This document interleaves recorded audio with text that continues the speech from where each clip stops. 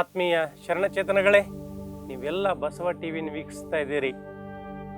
ಈ ಒಂದು ಆರೋಗ್ಯಕ್ಕಾಗಿ ವಚನ ಉಪಚಾರ, ವಚನವನ್ನು ಯಾವ ರೀತಿಯಾಗಿ ಉಪಚಾರ ಮಾಡ್ಕೋಬೇಕು, ನಮ್ಮ ವ್ಯಕ್ತಿತ್ವವನ್ನು ಯಾವ ರೀತಿಯಾಗಿ ನಿರ್ಮಾಣ ಮಾಡ್ಕೋಬೇಕು, ನಾವಿಲ್ಲಿ ಯಾವ ರೀತಿಯಾಗಿ ಆಧ್ಯಾತ್ಮ ಸಾಧನೆಯನ್ನು ಮಾಡಬೇಕು, ಅದಕ್ಕಾಗಿ ನಮ್ಮ ದೇಹ ಆರೋಗ್ಯವನ್ನು, ಮನಸ್ಸಿನ ಆರೋಗ್ಯವನ್ನು ಯಾವ ರೀತಿಯಾಗಿ ಇಟ್ಕೋಬೇಕು ಅನ್ನೋದಕ್ಕೆ ನಾವು ಒಂದಿಷ್ಟು ನಮ್ಮ ಅಲ್ಪಮತಿಗೆ ತಿಳಿದಷ್ಟು ಏನು ಮಾಡ್ತಾ ಇದ್ದೀವಪ್ಪ ಅಂತಂದರೆ ಇಲ್ಲಿ ನಾವು ಚಿಂತನೆ ಮಾಡ್ತಾ ಇದ್ದೀವಿ. ಇಲ್ಲಿ ಒಂದು ವಚನ, ಬಹಳ ಅದ್ಭುತವಾದಂಥ ವಚನ, ವೈದ್ಯ ಸಂಗಣ್ಣ ಅವರ ವಚನ. ಶರಣರ ಕಾಲದಲ್ಲಿ ಅವಾಗ ಒಬ್ಬರು ವೈದ್ಯರಿದ್ದರು, ಅವರು ವೈದ್ಯ ಸಂಗಣ್ಣ ಅಂತ. ಆ ಶರಣರು ಎಂಥ ಅದ್ಭುತವಾದಂಥ ಮದ್ದುಗಳನ್ನ ಕೊಡ್ತಾ ಇದ್ರು ಅಂದರೆ ಆಧ್ಯಾತ್ಮದ ಮದ್ದುಗಳನ್ನ ಕೊಡ್ತಾ ಇದ್ರು, ಆಧ್ಯಾತ್ಮದ ವಿಚಾರಗಳನ್ನ ತಿಳಿ ಹೇಳಿ ರೋಗಗಳನ್ನ ಗುಣಪಡಿಸ್ತಾ ಇದ್ರು. ಅಂಥ ವೈದ್ಯ ಸಂಗಣ್ಣನವರು ಒಂದು ವಚನವನ್ನ ಇಲ್ಲಿ ಉಲ್ಲೇಖ ಮಾಡ್ತಾರೆ ನೋಡಿ. ಹೇಳ್ತಾರೆ, ನಾನಾ ರೋಗಗಳು ಬಂದು ದೇಹವ ಹಿಡಿದಲ್ಲಿ ಶಿವಾರ್ಚನೆಯ ಬೆರಕೊಳ್ಳಿ, ಸಕಲ ಪುಷ್ಪಗಳಿಂದ ಪೂಜೆ ಮಾಡಿಕೊಳ್ಳಿ, ಪಂಚಾಕ್ಷರಿ ಪ್ರಣವದ ತಪ್ಪದೆ ತ್ರಿಸಂಧಿಯಲ್ಲಿ ನೆನಹುಗೊಳ್ಳಿ, ಇದರಿಂದ ರುಜೆ ದರ್ಪಗಳಡಗುವು, ಮರುಳ ಶಂಕರ ಪ್ರಿಯ ಸಿದ್ದರಾಮೇಶ್ವರ ಲಿಂಗ ಸಾಕ್ಷಿಯಾಗಿ. ಅಂದ್ರೆ ಹೇಳ್ತಾರೆ ಇಲ್ಲಿ, ನಾನಾ ರೋಗಗಳು ಬಂದು ದೇಹವ ಹಿಡಿದಲ್ಲಿ ಶಿವಾರ್ಚನೆಯ ಬೆರಕೊಳ್ಳಿ, ಸಕಲ ಪುಷ್ಪಗಳಿಂದ ಪೂಜೆಯ ಮಾಡಿಕೊಳ್ಳಿ, ಪಂಚಾಕ್ಷರಿ ಪ್ರಣಮದ ತಪ್ಪದೆ ತ್ರಿಸಂಧಿಯಲ್ಲಿ ನೆನಹುಗೊಳ್ಳಿ, ಇದರಿಂದ ರುಜೆ ದರ್ಪಗಳಡಗುವವು, ಮರುಳ ಶಂಕರ ಪ್ರಿಯ ಸಿದ್ದರಾಮೇಶ್ವರ ಲಿಂಗ ಸಾಕ್ಷಿಯಾಗಿ ಅಂತ ಹೇಳ್ತಾರೆ. ಇಲ್ಲಿ ವೈದ್ಯ ಸಂಗಣ್ಣನವರು ಅನೇಕ ರೋಗಗಳು ಬಂದು, ಬೇರೆ ಬೇರೆ ರೋಗಗಳು ಬಂದು ನಮ್ಮ ದೇಹವನ್ನು ಹಿಡ್ಕೊಂಡಾಗ ನಾವೇನ್ ಮಾಡಬೇಕಪ್ಪ ಅಂದ್ರೆ ಶಿವಾರ್ಚನೆಯನ್ನ, ಪರಮಾತ್ಮನ ಕುರಿತಾಗಿ ಅರ್ಚನೆಯನ್ನ, ಲಿಂಗಾರ್ಚನೆಯನ್ನ, ಆ ಪರಮಾತ್ಮನ ಕುರಿತಾಗಿ ಏನ್ ಮಾಡಪ್ಪ ಅಂದ್ರೆ ಪೂಜೆ ಮಾಡಬೇಕು, ಆ ಕುರಿತಾಗಿ ಚಿಂತನೆ ಮಾಡಬೇಕು. ಅನೇಕ ಪುಷ್ಪಗಳನ್ನ ತಂದು, ಬೇರೆ ಬೇರೆ ಪುಷ್ಪಗಳನ್ನ ತಂದು ಲಿಂಗ ಪೂಜೆಯನ್ನು ಮಾಡ್ಕೊಳ್ಬೇಕು, ಆ ಲಿಂಗಾರ್ಚನೆಯನ್ನು ಮಾಡಬೇಕು. ಆ ಲಿಂಗಾರ್ಚನೆಯನ್ನು ಮಾಡ್ತಾ ಏನ್ ಮಾಡಬೇಕು, ಪ್ರಣವ ಪಂಚಾಕ್ಷರ ಮಂತ್ರವನ್ನ, ಓಂ ನಮಃ ಶಿವಾಯ ಅಥವಾ ಓಂ ಲಿಂಗಾಯ ನಮ ಅನ್ನುವಂಥ ಆಯಾ ಗುರುಗಳು ನಿಮಗೆ ಏನು ಒಂದು ದೀಕ್ಷೆಯನ್ನು ಕೊಟ್ಟಾಗ, ಮಂತ್ರ ದೀಕ್ಷೆಯನ್ನು ಕೊಟ್ಟಿರ್ತಾರ, ಆ ಮಂತ್ರವನ್ನ ಹೇಳ್ತಾ ಆ ಪರಮಾತ್ಮನ ತ್ರಿಸಂಧಿಯಲ್ಲಿ 3 ಹೊತ್ತು ನೆನಿಬೇಕಂತ ಹೇಳ್ತಾರೆ. ಕನಿಷ್ಠ ಪಕ್ಷ 1 ಹೊತ್ತಾದ್ರೂ ಬೆಳಿಗ್ಗೆ ಸ್ನಾನ ಮಾಡಿ ಏನ್ ಮಾಡ್ಬೇಕು, ಆ ಪರಮಾತ್ಮನ ನಡೆದರೆ ಎಲ್ಲ ರೋಗಗಳು ಹೋಗ್ಬಿಡ್ತಾವ ಅನ್ನುವಂಥ ವಿಚಾರವನ್ನ ಗುರು ಬಸವಣ್ಣ ತಮ್ಮ ಒಂದು ವಿಚಾರದಲ್ಲಿ ಹೇಳ್ತಾರೆ ವಚನದಲ್ಲಿ. ಏನು, ಬೆಳಗಾಗಿ ಎದ್ದು ಅರ್ತಿಯಲ್ಲಿ ಆ ಲಿಂಗವನ್ನು ನೆನೆದರೆ ಎಲ್ಲಾ ರೋಗಗಳು, ಎಲ್ಲಾ ಕಷ್ಟಗಳು ದೂರ ಆಗ್ತಾವ ಅನ್ನುವಂಥ ವಿಚಾರವನ್ನ ಒಂದು ವಚನದಲ್ಲಿ ಗುರು ಬಸವಣ್ಣವ್ರು ಹೇಳ್ತಾರೆ. ಅದಕ್ಕಾಗಿ ಇವ್ರು ಹೇಳ್ತಾರೆ, ಆ ಪಂಚಾಕ್ಷರಿಯ ಪ್ರಣವ ಒಂದು ಮಂತ್ರವನ್ನ ಆ ಲಿಂಗಾರ್ಚನೆ ಮಾಡ್ತಾ ಹೇಳಿಬಿಟ್ರೆ ರುಜೆಯ ದರ್ಪಗಳು, ರುಜೆಯನ್ನು ಒಂದು ಆವೇಶ ಇರ್ತದೆ, ಅದರ ಒಂದು ಏನು ಹೆಚ್ಚಾಗಿರ್ತದೆ, ಆ ದರ್ಪ ಅಡಗಿ ಹೋಗ್ತದೆ, ಆ ರುಜೆ, ಆ ರೋಗ ಹೋಗಿಬಿಡ್ತದೆ. ಇದಕ್ಕೆ ಏನ್ ಹೇಳ್ತಾರೆ, ಮರುಳ ಶಂಕರ ಪ್ರಿಯ ಸಿದ್ದರಾಮೇಶ್ವರ ಅಂದ್ರೆ ಪರಮಾತ್ಮನಿಗೆ ಆ ಅಂಕಿತವನ್ನು ಅವ್ರು ಕೊಟ್ಟಿದ್ರು.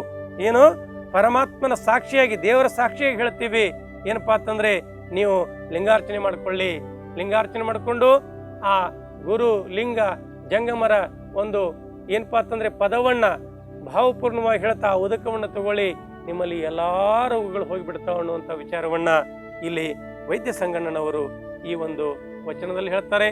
ಅದಕ್ಕಾಗಿ ದೇಹ, ಮನಸ್ಸು, ಆತ್ಮಗಳ ಆರೋಗ್ಯಕ್ಕಾಗಿ ನಾವು ದಿನಾಲೂ ಒಂದಿಷ್ಟು ಲಿಂಗಾರ್ಚನೆ, ತ್ರಾಟಕ ಯೋಗ ಮಾಡ್ತಾ ಹೋಗೋಣ ಬಂಧುಗಳೇ.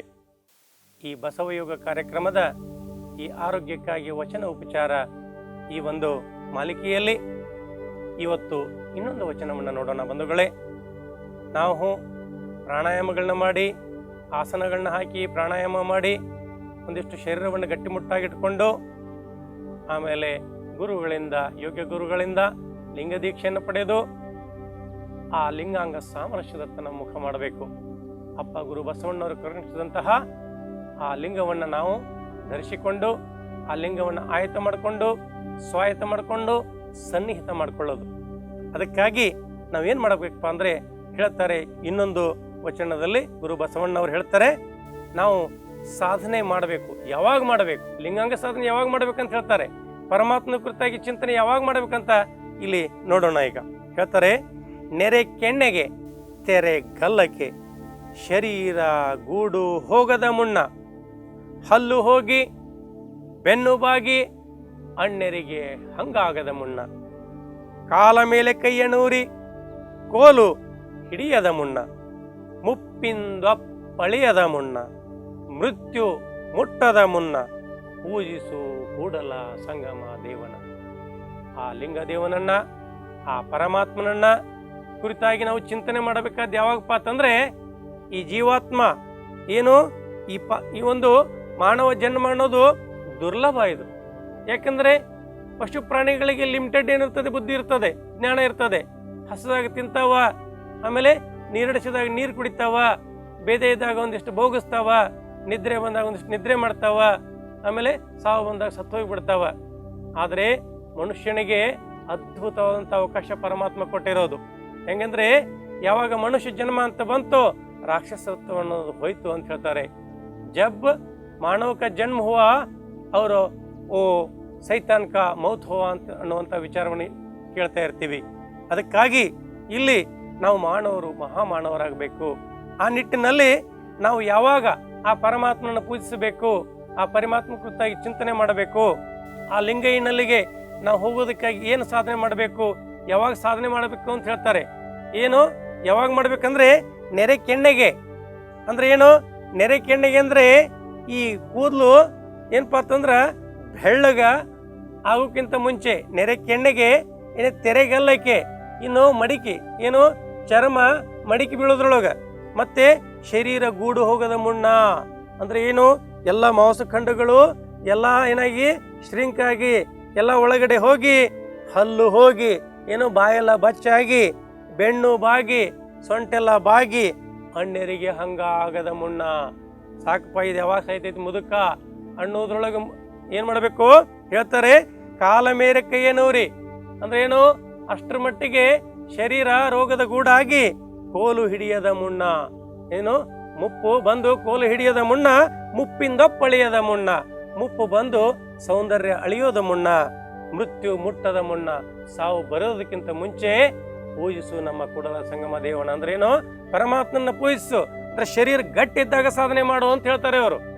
ನಿನ್ನಲ್ಲಿ ನೆನ ಇರುವಾಗ ಭಕ್ತಿ ಮಾಡು, ಇಲ್ಲಾಂದ್ರೆ ನೋಡೋಣ ಇವತ್ತೇನ್ ಮಾಡೋಣ, ಒಂದು ಗಾಡಿ ತಗೊಳ್ಳೋಣ, ಒಂದು ಗೋಡ ತಗೊಳ್ಳೋಣ, ಒಂದು 10 ಹೊಲ ತಗೊಳ್ಳೋಣ, ಮಕ್ಕಳಾದ್ರು ಮೊಮ್ಮಕ್ಕಳಾದ್ರು ಅನ್ನೋದ್ರೊಳಗೆ ಏನಾಗ್ತದೆ, ಮುಪ್ಪಾಗಿ ಬಿಡುತ್ತದೆ.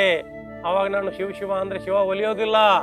ಯಾಕಂದ್ರೆ ಅಲ್ಲಿ ಸಾಧನೆ ಮಾಡಬೇಕಾದ್ರೆ ಶರೀರದಲ್ಲಿ ಬಲ ಇರೋದಿಲ್ಲ, ಹೌದಾ? ಅದಕ್ಕಾಗಿ ಎಷ್ಟು ಚಂದ ಎಚ್ಚರಿಸ್ತಾರೆ ನೋಡ್ರಿ ಗುರು ಬಸವಣ್ಣವರು. ಗುರು ಬಸವಣ್ಣವ್ರ ವಚನಗಳಂದ್ರೆ, ಮಗುವನ್ನ ಹೇಗೆ ತಾಯಿ ಅಥವಾ ತಂದೆ ಕೈ ಹಿಡಿದು ನಡೆಸ್ತಾರಲ್ಲ, ಹಂಗ ಗುರು ಬಸವಣ್ಣವ್ರ ವಚನಗಳು ತಿಳಿಯಾದ ಕನ್ನಡದಲ್ಲಿ. ಹೆಂಗಪ್ಪ ಅಂತಂದ್ರೆ, ಕೈ ಹಿಡಿದು ಅಲ್ಲ ತಮ್ಮ ಇದು ಹಿಂಗ ಅನ್ನೋವಂಗ. ಅದಕ್ಕೆ ಹೇಳ್ತಾರೆ, ಆ ನೆರೆ ಕೆಣ್ಣೆಗೆ ತೆರೆಗಲ್ಲಕ್ಕೆ ಶರೀರ ಗೂಡು ಹೋಗದ ಮುನ್ನ, ಹಲ್ಲು ಹೋಗಿ ಬೆನ್ನು ಬಾಗಿ ಅಣ್ಣರಿಗೆ ಹಂಗಾಗದ ಮುನ್ನ, ಕಾಲ ಮೇಲೆ ಕೈಯನ್ನೂರಿ ಕೋಲು ಹಿಡಿಯದ ಮುನ್ನ, ಮುಪ್ಪಿಂದೊಪ್ಪಳಿಯದ ಮುನ್ನ, ಮೃತ್ಯು ಮುಟ್ಟದ ಮುನ್ನ ಪೂಜಿಸಬೇಕು ಪರಮಾತ್ಮನನ್ನ ಅನ್ನುವಂಥ ವಿಚಾರವನ್ನ ನಾವಿಲ್ಲಿ ನೋಡಬೇಕು. ಅದಕ್ಕಾಗಿ ವಿಶೇಷವಾಗಿ ಯುವಕರು ಯುವತಿಯರು ಮಕ್ಕಳಿಗೆ ನಾವು ಲಿಂಗ ಸಂಸ್ಕಾರವನ್ನು ಕೊಡಬೇಕು, ಅವರಿಗೆ ತಿಳಿ ಹೇಳಬೇಕು. ಆ ನಿಟ್ಟಿನಲ್ಲಿ ಏನಪ್ಪಾ ಅಂತಂದ್ರೆ, ನೀವು ಆಧ್ಯಾತ್ಮ ಸಾಧನೆ ಮಾಡ್ರಪ್ಪ ಅನ್ನುವಂಥ ಸಂಸ್ಕಾರವನ್ನ ನಾವು ಕೊಡ್ತಾ ಹೋಗಬೇಕು. ಆ ನಿಟ್ಟಿನಲ್ಲಿ ಇವತ್ತು ಬಹಳನೇ ಅಲ್ಲೆಲ್ಲಿಗೆ ಕಡಿಮೆ ಆಗ್ತಾ ಇದೆ. ಅದಕ್ಕಾಗಿ ಪ್ರತಿಯೊಬ್ಬರು ಐನವರಾಗಲಿ ಗುರುಗಳಾಗಲಿ ಆ ನಿಟ್ಟಿನಲ್ಲಿ ಚಿಂತನೆ ಮಾಡಬೇಕು. ಹಾಗೇನೆ ಪ್ರತಿಯೊಂದು ಜೀವಾತ್ಮನ ಪರಮಾತ್ಮನ ಕುರಿತಾಗಿ ಚಿಂತನೆ ಮಾಡಬೇಕು ಅನ್ನುವಂಥ ವೈಚಾರಿಕತೆಯೊಂದಿಗೆ, ಆ ತತ್ವದೊಂದಿಗೆ ಆ ಒಂದು ಸಮಾಜದ ಆರೋಗ್ಯ ಮತ್ತು ನಮ್ಮ ಈ ಶರೀರ ಮತ್ತು ಆತ್ಮ, ಈ ಮನಸ್ಸಿನ ಆರೋಗ್ಯದ ಕುರಿತಾಗಿ ಚಿಂತನೆ ಮಾಡುತ್ತಾ ಇವತ್ತಿನ ಈ ಒಂದು ವಚನವನ್ನು ನೋಡೋಣ. ವ್ಯೋಮಕಾಯದ ಅಲ್ಲಮ ಪ್ರಭುಗಳು, ವೈರಾಗ್ಯದ ನಿಧಿಯಾದ ಅಲ್ಲಮ ಪ್ರಭುಗಳು ಹೇಳಿದಂಥ ಒಂದು ವಚನ. ಈ ವಚನವನ್ನ ನಾನು ಬಿಡಿಸೋದಂದ್ರೆ ಏನಪ್ಪ ಅಂತಂದ್ರೆ, ನನ್ನ ಅಲ್ಪಮತಿಗೆ ತಿಳಿದಷ್ಟು ಬಿಡಿಸ್ತಾ ಇದ್ದೇನೆ. ಯಾಕಂದ್ರೆ ನಾನು ಇದರಲ್ಲಿ ಬಾಲಕ ಆದರೂ ಪ್ರಯತ್ನ ಮಾಡ್ತಾ ಇದ್ದೇನೆ. ನೋಡಿ, ತನುವ ತೋಂಟವ ಮಾಡಿ, ಯಾವ ವಚನ ಇದು? ತನುವ ತೋಂಟವ ಮಾಡಿ, ಮನವ ಗುದ್ದಲಿ ಮಾಡಿ, ಅಗೆದು ಕಳೆದೆನಯ್ಯ ಭ್ರಾಂತಿಯ ಬೇರ, ಒಡೆದು ಸಂಸಾರದ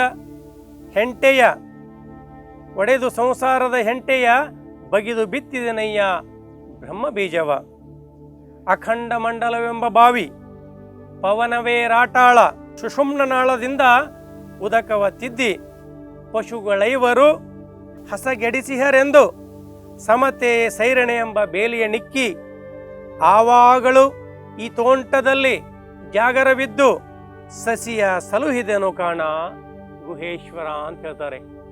ಗುಹೇಶ್ವರ ಇದು ಅಲ್ಲಮ್ಮ ಪ್ರಭುಗಳ ಅಂಕಿತ ನಾಮ. ಪರಮಾತ್ಮನ ಗುಹೇಶ್ವರ ಅಂತ ಇಲ್ಲಿ ಸಂಬೋಧಿಸಿದ್ದಾರೆ. ಹೇಳ್ತಾರೆ ಅವರು ಅಲ್ಲಮ್ಮ ಪ್ರಭುಗಳ ಈ ವಚನದಲ್ಲಿ, ತನುವನ್ನ ತೋಂಟವ ಮಾಡಿ, ಈ ತನುವನ್ನ ಈ ಶರೀರವನ್ನ ಫಲವನ್ನಾಗಿ ಮಾಡಿ, ಈ ಮನ ಅನ್ನುವಂಥ ಒಂದು ಗುದ್ದಲಿಯನ್ನು ತಗೊಂಡು ಅಗೆದು ಕಳೆದನಯ್ಯ ಭ್ರಾಂತಿಯ ಬೇರ. ಅಂದ್ರೆ ಭ್ರಾಂತಿ ಅಂದ್ರೆ ಏನು? ಅಜ್ಞಾನ ಅನ್ನುವಂತಹ ಒಂದು ಭ್ರಾಂತಿಯ ಬೇರನ್ನ, ಆ ಕಳೆಯನ್ನ ಏನು ನಾನು ನಟ್ಟು ಕಡಿತಾ ಇದ್ದೀನಿ, ಮನವೆಂಬ ಗುದ್ದಲಿಯನ್ನು ತಗೊಂಡು ನಟ್ಟು ಕಡಿತಾ ಇದ್ದೀನಿ, ಕರಿಕೆ ಬೇರನ್ನ ಅದನ್ನು ತೆಗೆದು ಹಾಕ್ತಾ ಇದ್ದೀನಿ. ಅಜ್ಞಾನ ಅನ್ನುವಂಥ ಭ್ರಾಂತಿ ಅನ್ನುವಂಥ ಅಜ್ಞಾನವನ್ನ ನನ್ನಿಂದ ತೊಲಗಿಸಿ ಬಿಡ್ತಾ ಇದ್ದೀನಿ ಅನ್ನುವಂಥ ವಿಚಾರವನ್ನು ಹೇಳ್ತಾರೆ. ಒಡೆದು ಸಂಸಾರದ ಹೆಂಟೆಯ, ಸಂಸಾರ ಅನ್ನುವಂಥ ಹೆಂಟೆಯನ್ನು ಬಗೆದು ಬಿತ್ತಿದೆನಯ್ಯ ಬ್ರಹ್ಮ ಬೀಜವ. ನೋಡಿ, ಸಂಸಾರದಲ್ಲಿ ಅನ್ನುವಂಥ ದೌರ್ಬಲ್ಯಗಳನ್ನ, ಈ ಮೌಢ್ಯಗಳನ್ನ ನಾನೇನ್ ಮಾಡ್ತೀನಿ, ಹೊಡಿತೀನಿ ಅವತ್ತನ್ನ. ಯಾಕೆಂದ್ರೆ ನನ್ನ ಆಧ್ಯಾತ್ಮ ಮರದಲ್ಲಿ ಬರ್ತಕ್ಕಂತಹ ಆ ಒಂದು ಏನಪ್ಪಾ ಅಂತಂದ್ರೆ ಅಡಚಣೆಗಳನ್ನ ನಾನು ಒಡೆದು ಹಾಕಿಬಿಟ್ಟು ಫಲವನ್ನ ಸ್ವಚ್ಛಗೊಳಿಸ್ತೀನಿ. ಅಲ್ಲಿ ಏನನ್ನ ಬಿತ್ತನಪ್ಪ ಅಂತಂದ್ರೆ ಬ್ರಹ್ಮ ಬೀಜವನ್ನ ಬಿತ್ತೀನಿ ಅನ್ನುವಂತ ಹೇಳ್ತಾರೆ. ಜ್ಞಾನ ಅನ್ನುವಂಥ ಬ್ರಹ್ಮ ಬೀಜವನ್ನ ನಾನು ಬಿತ್ತೀನಿ. ಜ್ಞಾನ ಅಂದ್ರೆ ಏನು? ಪರಮಜ್ಞಾನ, ಪರಮಾತ್ಮನನ್ನ ಹುಡುಕುವಂತ ಜ್ಞಾನ. ಆ ಒಂದು ಬೀಜವನ್ನ ಬಿತ್ತಿ ಏನ್ ಮಾಡ್ತೀನಪ್ಪ ಅಂದ್ರೆ ಅಖಂಡ ಮಂಡಲವೆಂಬ ಬಾವಿ, ಅಖಂಡ ಮಂಡಲವೆಂಬಂತ ಈ ಒಂದು ಆಕಾಶ ಅನ್ನುವಂಥ ಬಾವಿ, ಪವನವೇ ರಾಟಾಳ, ಆ ಗಾಳಿ ಅನ್ನುವಂಥದ್ದೇ ರಾಟಾಳ ಅಂದ್ರೆ ಗಾಲಿ, ಹೌದಾ? ಸುಷುಮ್ನ ನಾಳದಿಂದ ಉದಕವತ್ತಿದ್ದಿ, ಆ ನೀರನ್ನಲ್ಲಿಂದ ಜಗ್ಗಿಬಿಟ್ಟು ಏನಪ್ಪಾ ಅಂತಂದ್ರೆ ಈ ಪವನ ಗಾಳಿಯಿಂದ ನಾನು ಪ್ರಾಣಾಯಾಮ ಅಂದ್ರೆ ಉಸಿರನ್ನ ಏನಪ್ಪಾ ಅಂತಂದ್ರೆ ದೀರ್ಘಗೊಳಿಸೋದು, ಲಿಂಗಾರ್ಚನೆಯನ್ನ ಮಾಡೋದು. ಆ ಉಸಿರನ್ನ ಒಂದಿಷ್ಟು ದೀರ್ಘವಾಗಿ ಮಾಡ್ತಾ ಆ ನನ್ನ ಉಸಿರನ್ನ ಪರಮಾತ್ಮನಿಗೆ ಅರ್ಪಣೆ ಮಾಡ್ತಾ ಹೇಳ್ತಾರೆ, ಆ ಪಶುಗಳೈವರು ಹಸಗೆಡಿಸಿಹರೆಂದು. ಪಶುಗಳೈವರು ಅಂದ್ರೆ ಏನು?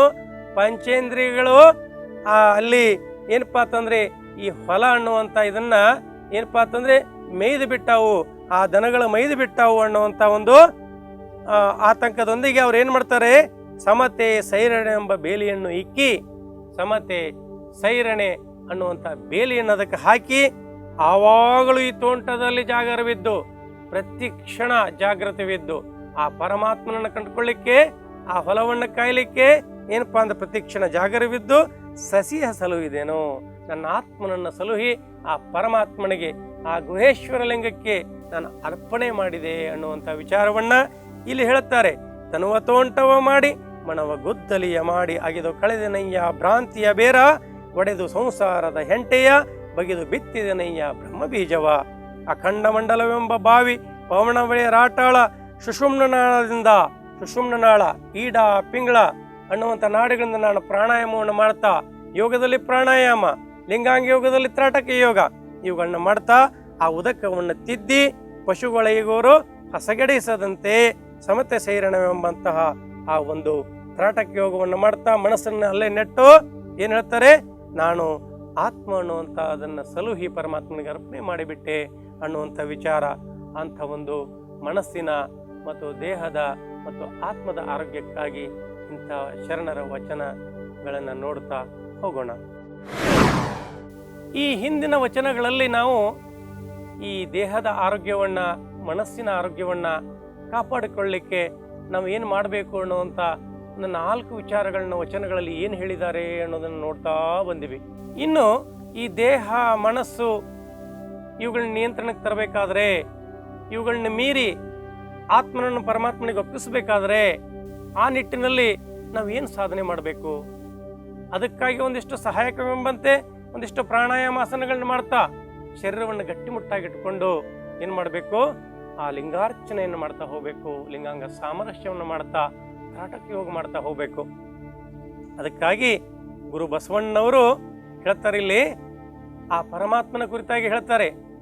ನಿಜವಾಗಿಯೂ ಆ ಜಗದಗಲ ಇರ್ತಕ್ಕಂಥ ಪರಮಾತ್ಮನ ಕುರಿತಾಗಿ ಇಲ್ಲಿ ತಮ್ಮ ವಚನದಲ್ಲಿ ಹೇಳ್ತಾರೆ, ಜಗದಗಲ ಮುಗಿಲಗಲ ಮಿಗೆಯಗಲ ನಿಮ್ಮಗಲ, ಪಾತಾಳದಿಂದ ತತ್ತ ನಿಮ್ಮ ಶ್ರೀಚರಣ, ಬ್ರಹ್ಮಾಂಡದಿಂದ ತತ್ತ ನಿಮ್ಮ ಶ್ರೀಮಕುಟ, ಅಗಮ್ಯ ಅಗೋಚರ ಅಪ್ರತಿಮಲಿಂಗವೇ ಕೂಡಲ ಸಂಗಮ ದೇವಯ್ಯ, ನೀವೆನ್ನ ಕರಸ್ಥಳಕ್ಕೆ ಬಂದು ಚುಳುಕಾದಿರಯ್ಯ. ಹೇಳ್ತಾರೆ, ಜಗದಗಲ ಮುಗಿಲಗಲ ಮಿಗೆಯಗಲ ನಿಮ್ಮಗಲ, ಪಾತಾಳದಿಂದ ತತ್ತ ನಿಮ್ಮ ಶ್ರೀಚರಣ, ಬ್ರಹ್ಮಾಂಡದಿಂದ ತತ್ತ ನಿಮ್ಮ ಶ್ರೀ ಮುಕುಟ, ಅಗಮ್ಯ ಅಗೋಚರ ಅಪ್ರತಿಮಲಿಂಗವೇ ಕೂಡಲ ಸಂಗಮ ದೇವ, ನೀವೆನ್ನ ಕರಸ್ಥಳಕ್ಕೆ ಬಂದು ಚುಳುಕಾದಿರಯ್ಯ ಅಂತ. ಆ ವಿಶ್ವವನ್ನು ವ್ಯಾಪಿಸಿರ್ತಕ್ಕಂತಹ ಆ ಪರಮಾತ್ಮನನ್ನ ಚುಳುಕಾದ ಚೇತನವಾಗಿ ಏನಪ್ಪಾ ಅಂತಂದ್ರೆ ಗುರು ಬಸವಣ್ಣನವರು ಆವಿಷ್ಕಾರ ಮಾಡಿ ನಮಗೆ ಆ ಒಂದು ಲಿಂಗವನ್ನು ಕೊಟ್ಟರು. ಕೂಡಲ ಸಂಗಮದಲ್ಲಿ ಆ ಕೂಡಲ ಸಂಗಮ ನಾಥನನ್ನ, ಆ ಸ್ಥಾವರ ಲಿಂಗವನ್ನ ಪೂಜೆ ಮಾಡ್ತಾ ಇದ್ರು. ಆದರೆ ಅಲ್ಲಿ ಒಂದು ಘಟನೆ ನಡೀತು. ಏನಪ್ಪಾ ಅಂದ್ರೆ ಒಬ್ಬ ಬಡ ವ್ಯಕ್ತಿಗೆ ಅಲ್ಲಿ ಪ್ರವೇಶ ಕೊಡಲಿಲ್ಲ, ಅಥವಾ ಆ ಬಡ ವ್ಯಕ್ತಿಗೆ ಏನಪ್ಪಾ ಅಂತಂದ್ರೆ ಒಂದು ಯಾವುದೋ ಒಂದು ಬೆಕ್ಕಣ್ಣ ಅವನು ಬರುವಾಗ ಚಕ್ಕಡಿ ಗಾಲಿಗೆ ಸಿಕ್ಕಿತ್ತು ಅಂತ, ಆ ಒಂದು ನಾನು ಬೆಕ್ಕಣ್ಣ ಅನವಶ್ಯಕವಾಗಿ ಕೊಂದು ಬಿಟ್ಟನಲ್ಲಪ್ಪ, ಏನು ಮಾಡಲಿ ಅಂತ ಅಲ್ಲಿ ಏನು ಈ ಅರ್ಚಕರನ್ನು ಕೇಳಿದಾಗ, ಇವರು ಪ್ರಧಾನ ಅರ್ಚಕರಾಗಿದ್ದರು, ಅಲ್ಲಿ ಸಹಾಯಕ ಅರ್ಚಕರನ್ನ ಕೇಳಿದಾಗ, ನೀನು ಏನು ಮಾಡ್ಬೇಕು, ನೀನು ಆ ಬೆಕ್ಕಿನ ತೂಕ ಬಂಗಾರ ತೊಗೊಂಡ್ಬರ್ಬೇಕು, ಬಂಗಾರದ ಬೆಕ್ಕ ಮಾಡ್ಕೊಂಡ್ಬರ್ಬೇಕಂತ ಹೇಳಿದರು. ನೋಡಿದ್ರು ಇಂಥದನ್ನೆಲ್ಲ. ಇನ್ನು ಆ ಒಂದು ಸಮಾಜದಿಂದ ಕಡೆಗಣಿಸಲ್ಪಟ್ಟಂತ ಏನು ಒಂದು ಅಸ್ಪೃಶ್ಯರನ್ನ ಅವ್ರನ್ನ ಏನಪ್ಪ ಅಂತಂದ್ರೆ ಒಳಗಡೆ ಬಿಡುಗಡ್ತಿರ್ಲಿಲ್ಲ. ಅಂದ್ರೆ ಈ ದೇವರು ಅನ್ನೋದು ಏನಪ್ಪ ಆಗಿತ್ತಂದ್ರೆ ಇದ್ದವರ ಸೊತ್ತಾಗಿತ್ತು. ಅದಕ್ಕಾಗಿ ಗುರು ಬಸವಣ್ಣವರು ವಿಚಾರ ಮಾಡಿದ್ರು, ಪ್ರತಿಯೊಂದು ಜೀವಿಯಲ್ಲಿ ಪರಮಾತ್ಮ ಇದ್ದಾನೆ ಅಂದಮೇಲೆ ಯಾಕೆ ಆ ಜೀವಾತ್ಮ ಪರಮಾತ್ಮ ಕುರಿತಾಗಿ ಚಿಂತನೆ ಮಾಡಬಾರ್ದು ಅನ್ನೋದು ಆ ಗುರು ಬಸವಣ್ಣವ್ರು ಏನ್ ಮಾಡಿದ್ರಪ್ಪ ಅಂತಂದ್ರೆ, ಈ ಸಮಾಜದ ಕಟ್ಟ ಕಡೆಯ ಯಾವ್ದಪ್ಪ ಅಂತಂದ್ರೆ ಈ ವರ್ಣಾಶ್ರಮ ಪದ್ಧತಿ, ಬ್ರಾಹ್ಮಣ ವೈಶ್ಯ ಕ್ಷತ್ರಿಯ ಶೂದ್ರ ಅನ್ನುವಂಥ ವರ್ಣಾಶ್ರಮ ಪದ್ಧತಿಯಲ್ಲಿ ಈ ಶೂದ್ರ ಅನ್ನುವಂತಹ ಒಂದು ಪಂಗಡ ಇತ್ತು. ಅವ್ರನ್ನ ಏನು ದುಡಿಸ್ಕೊಳ್ತಾ ಇದ್ರು ಮೇಲಿನ ಜನಾಂಗ, ದೇವರಂದ್ರೆ ಅವರಿಗೆ ಗೊತ್ತೇ ಇರಲಿಲ್ಲ. ಯಾಕಂದ್ರೆ ಅವರಿಗಾಗಿ ಕೆಲವೊಂದು ಕ್ಷುದ್ರ ದೇವತೆಗಳನ್ನ ಮಾಡಿಕೊಟ್ಟಿದ್ರು, ಮಾಂಸಾಹಾರದ ದೇವತೆಗಳು, ಕುಡಿಯುವಂಥ ದೇವತೆಗಳು, ಅಂತ ದೇವತೆಗಳನ್ನ ಮಾಡಿಕೊಟ್ಟಿದ್ರು. ಅಲ್ಲಪ್ಪ, ದೇವತೆಗಳನ್ನ ಪೂಜೆ ಮಾಡೋದಲ್ಲ, ನಾವು ದೇವರನ್ನ ಪೂಜೆ ಮಾಡಬೇಕು ಅಂತ. ಅದಕ್ಕಾಗಿ ಹೇಳಿದ್ರ, ಅಪ್ಪನು ನಮ್ಮ ಮಾದಾರ ಚೆನ್ನಯ್ಯ, ಬಪ್ಪನು ನಮ್ಮ ಡೋಹರ ಕಕ್ಕಯ್ಯ. ಅಂದ್ರೆ ಏನು, ಅಂಥ ಒಂದು ಯಾವುದು ಕಸಬು ಈ ಮೊದಲು ಆ ಸಮಾಜದಲ್ಲಿ ಕೀಳು ಅಂತಿತ್ತೋ ಅಂಥಲ್ಲಿ ಶರಣರನ್ನ ಸೃಷ್ಟಿ ಮಾಡಿದರು ಗುರು ಬಸವಣ್ಣವರು. ಅವರಿಗೆ ಸಂಸ್ಕಾರವನ್ನು ಕೊಟ್ಟರು. ಏನು ಕೊಟ್ಟರು? ಏನೂ ಮಾಡಲಿಲ್ಲ. ಸುಮ್ಮನೆ ಒಂದಿಷ್ಟವರು ಧ್ಯಾನಕ್ಕೆ ಕುಂತಾಗ ಅವ್ರಿಗೆ ಹೊಳಿತು, ಏನೋ ಆ ಪರಮಾತ್ಮನ ಚುಳುಕಾಗಿ ಆ ಒಂದು ಕಪ್ಪು ಲಿಂಗದ ಆಕೃತಿಯಲ್ಲಿ ಕೊಟ್ಟು ಬಿಟ್ರೆ ಪ್ರತಿಯೊಬ್ಬರಿಗೆ ಆ ಪರಮಾತ್ಮನ ಪೂಜೆ ಮಾಡ್ತಾ ಮಾಡ್ತಾ ತಮ್ಮನ್ನು ತಾವು ಪೂಜೆ ಮಾಡ್ಕೊಳ್ತಾ ಆತ್ಮನನ್ನ ಪರಮಾತ್ಮನಿಗೆ ಅರ್ಪಣೆ ಮಾಡ್ತಾರೆ, ಲಿಂಗಾಂಗ ಸಾಮರಸ್ಯ ಮಾಡ್ಕೊಳ್ತಾರೆ, ಆಧ್ಯಾತ್ಮ ಉತ್ತುಂಗಕ್ಕೆ ಹೋಗ್ತಾರೆ ಅನ್ನುವಂಥ ವಿಚಾರದೊಂದಿಗೆ ಈ ಸಮಾಜದ ಕೊಳೆಯನ್ನ ಆ ದೇವರ ಹೆಸರಿನಲ್ಲಿ ನಡೀತಕ್ಕಂಥ ಮೌಢ್ಯವನ್ನ, ಅಲ್ಲಿ ನಡೀತಕ್ಕಂಥ ಅನ್ಯಾಯವನ್ನ ಗುರು ಬಸವಣ್ಣವರು ಖಂಡಿಸಿ ಏನು ಮಾಡಿದ್ರಪ್ಪ ಅಂತಂದ್ರೆ, ಜಗದಗಲ ಮುಗಿಲಗಲಿರ್ತಕ್ಕಂತಹ ಏನಪ್ಪ ಅಂತಂದ್ರೆ ಆ ಪರಮಾತ್ಮನನ್ನ, ಆ ನಿರಾಕಾರ ನಿರ್ಗುಣ ನಿರ್ವಯ ಪರಮಾತ್ಮನನ್ನ, ಅಗಮ್ಯ ಅಗೋಚರ ಅಪ್ರತಿಮ ಇರತಕ್ಕಂತಹ ಪರಮಾತ್ಮನನ್ನ ಚುಳುಕಾದ ಚೇತನವಾಗಿ ಆ ಲಿಂಗದ ರೂಪದಲ್ಲಿ ಗುರು ಬಸವಣ್ಣನವರು ನಮಗೆ ಕರುಣಿಸಿದರು. ಅಂಥ ಒಂದು ಲಿಂಗವನ್ನ ಬಂಧುಗಳೇ ಲಿಂಗಧಾರಣೆಯನ್ನು ಮಾಡಿಕೊಂಡು ಯೋಗ್ಯ ಗುರುಗಳಿಂದ ದೀಕ್ಷೆ ತಗೊಂಡು ಅವರಿಂದ ಆ ಜ್ಞಾನವನ್ನು ಪಡೆದು ಅಷ್ಟಾವರಣ ಪಂಚಾಚಾರ ಶಟಸ್ಥಲ ಮಾರ್ಗವನ್ನು ನಾವು ಅನುಸರಿಸೋಣ ಮತ್ತು ನಮ್ಮ ದೇಹ ಮನಸ್ಸು ಆತ್ಮದ ಆರೋಗ್ಯವನ್ನು ಕಾಪಾಡಿಕೊಂಡು ಪರಮಾತ್ಮನ ಕಡೆಗೆ ಮುಖ ಮಾಡೋಣ ಎಂದು ಹೇಳ್ತಾ ಇವತ್ತಿನ ಈ ಒಂದು ಅಪ್ಪ ಬಸವಣ್ಣವರ ಒಂದು ವಚನ.